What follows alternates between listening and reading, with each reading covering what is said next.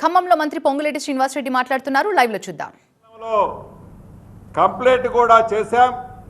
అది ఎల్లుండు ఓపెన్ కూడా చేసుకోబోతున్నాం. ఈ మోడల్ హౌస్ యొక్క ఉద్దేశం పేదవాళ్ళకి ఏవైతే మనం 5 లక్షల రూపాయలు ఇస్తున్నామో ఆ ఇచ్చిన 5 లక్షల రూపాయలు ఎలా సద్వినియోగం చేసుకొని అద్భుతమైన ఇల్లు కట్టొచ్చో,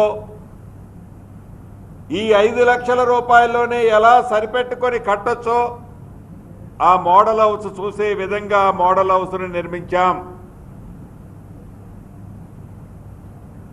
అదే రకంగా ఇందాక చెప్పినట్లు భూములున్న వాళ్ళకైతే ఇస్తున్నారన్నా, రైతు భరోసా ఇస్తున్నారు.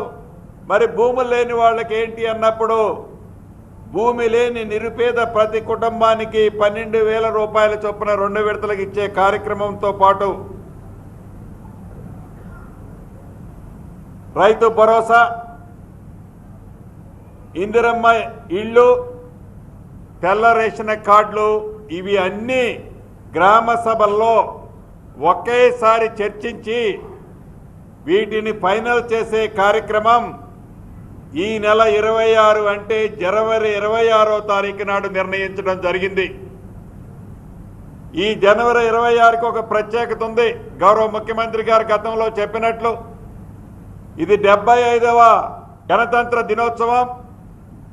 ఈ గణతంత్ర దినోత్సవం నాడు ఈ 75వ గణతంత్ర దినోత్సవానికి ప్రత్యేకత ఉంది కాబట్టి ఆనాడు పేదవాళ్ల కోసం ఈ 4 కార్యక్రమాలని, రైతన్నలకు కూడా మేలు జరిగే కార్యక్రమాన్ని చేపట్టడం జరిగింది. వీటితో పాటు వీటన్నిటికీ కూడా ఆర్థికంగా ఆనాటి ప్రభుత్వము చేసిన అప్పులు కడుతూ ఇబ్బందులని అధిగమిస్తూ అన్న మాట ప్రకారం, ఇచ్చిన మాట ప్రకారం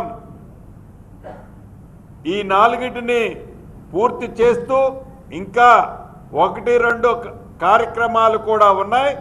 భవిష్యత్తులో వాటిని కూడా ఒక్క మాట కూడా తప్పకుండా పూర్తి చేసే కార్యక్రమాన్ని ఇందిరమ్మ ప్రభుత్వంలో చేపడుతున్నాము అని